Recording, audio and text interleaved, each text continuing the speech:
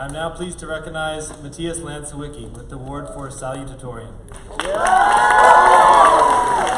He was accepted to schools across the country: Boston University, Cornell, NYU Stern, Northeastern, Northwestern, UC Berkeley, University of Miami, University of Southern California, and WashU. Matthias has decided to study applied economics and management in the Dyson School of Business at Cornell University.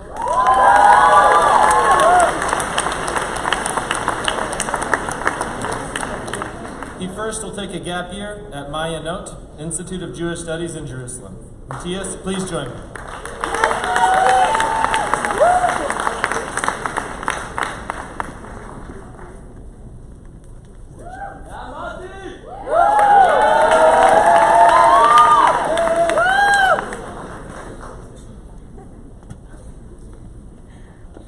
Thank you, Mr. Johnson. Before I begin, I would like to dedicate the upcoming words to a few people who mean the entire world to me. A mi mami and papi for loving me endlessly and dedicating their lives to raising my sisters and me. You are both my role models, and I pray to Hashem that I will be able to be as good as parents as each of you. To my two beautiful sisters, Tali and Shirley, for their love, motivation, and inspiration that makes me get up in the morning with a smile. Y a mis dos bobes, Bobe Sara y Bobe Rosa, que me miman y me llenan de besos, amor y alegría. Can we please give them all a round of applause?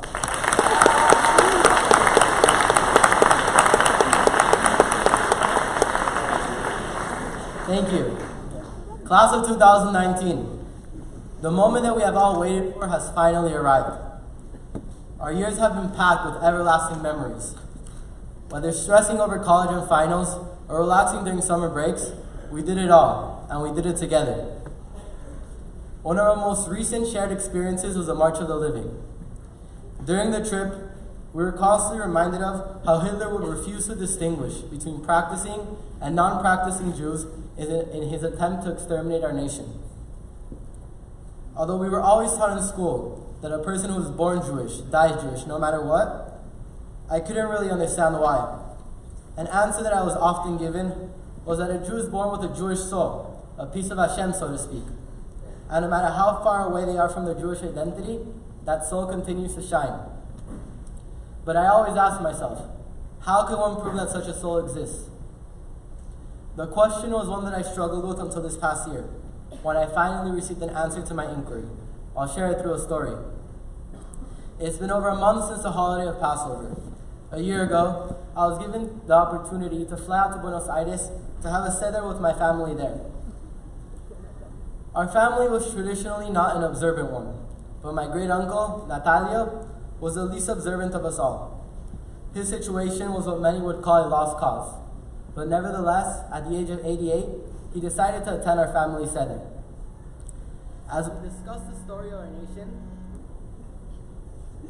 everyone around the table was focused on Natalio, whose eyes were buried in the Haggadah with an uninterrupted focus. No one could fathom why all of a sudden he was demonstrating a passion and desire to learn about the exodus of the Jewish people after lifelong rejection of such stories. That Passover night, my great uncle stayed up throughout the entire seder until 2 a.m, asking questions and listening to insights. At the time, we could all acknowledge that my great uncle had experienced his first true seder. What we didn't yet know, though, is that it would also be his last. A few months ago, my great uncle, Natan ben Manye, Zichrono Livracha, passed away. Although he did not leave any children in this world to continue his legacy, he left his story to tell. Class of 2019, this is proof of a Jewish soul. When a Jew who has denied his Jewish identity for his entire life decides to attend a Passover seder right before the end of his days and stay up until 2 a.m. learning about the history of his people, he is showing that no matter what he's done in the past, he's still a Jew at heart. This is exactly why Hitler refused to target only those Jews who were Jewish in practice, because he knew that within every Jew, there's a supernatural energy that will never let them forget their Jewish identity. Now, how is any of this relevant to our graduation? Seniors, today marks the day that we become independent adults. As we enter a college environment, no one will force us to put on tefillin to get a good grade in tefillah, and no one will force us to attend Shabbat dinners. Throughout our time at Sheikh Hillel, we have been given the training wheels needed to embrace our Jewish soul. And today, as those training wheels come off, we have to decide if we want to keep riding. I say with much gratitude that our parents, teachers, and school have done everything possible to pass down the torch of our Jewish identity. But it is now up to us to choose whether we want to use that torch to light up that godly spark within each and every one of us. And one thing's for sure, it won't be easy. What decision will we make when we have to choose between going to Shul on Yom Kippur or going to class to take that big test instead?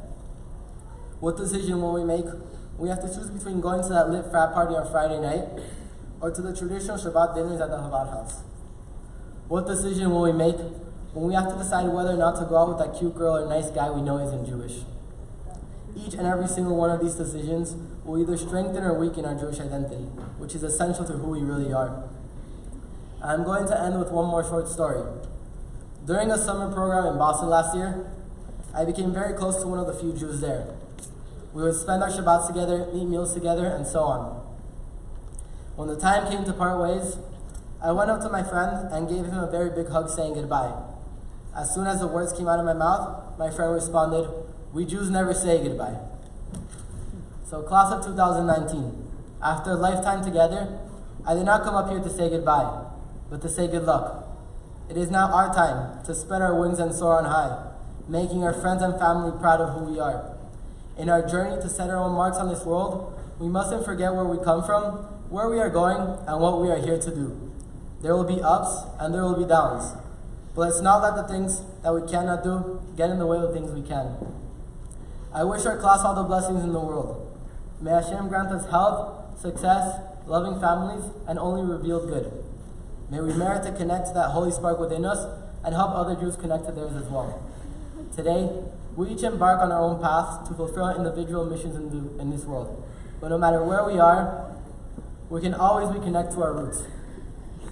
Whenever you're missing home, just remember to pick up that phone. Our Legends group chat will always be open for anyone to reach out. Today, we each go on our own way, but no matter what direction we choose to take, we will all reunite once again soon with the coming of a righteous Mashiach. B'meira v'yameinu. Amen.